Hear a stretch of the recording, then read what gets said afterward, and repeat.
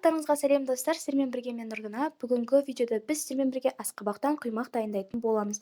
Оған керекті заттар терка, одан кейін барып асқабақ, жұмыртқа, қант, айран, жарты стақан және де тұз, ұн, қасық және де кішкентай чайный ложка қажет болады. Ең алдымен асқабақты үккіштен, яғни теркадан жақсылап майдалап өткізіп аламыз.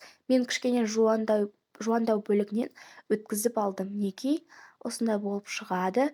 Одан кейін барып үстіне жарты стақан айран құямыз. Мына жерде менде кішкентай стақан болғандықтан толтырып құйдым. Одан кейін барып қайтадан жақсылап араластырып аламыз. Осындай болып шығады.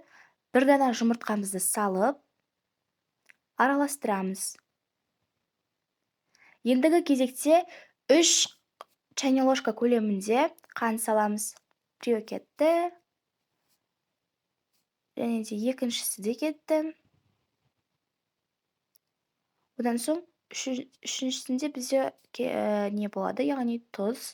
Қантты 3 қасық қалғаннан кейін барып тұз саламыз кішкене мөлшерде.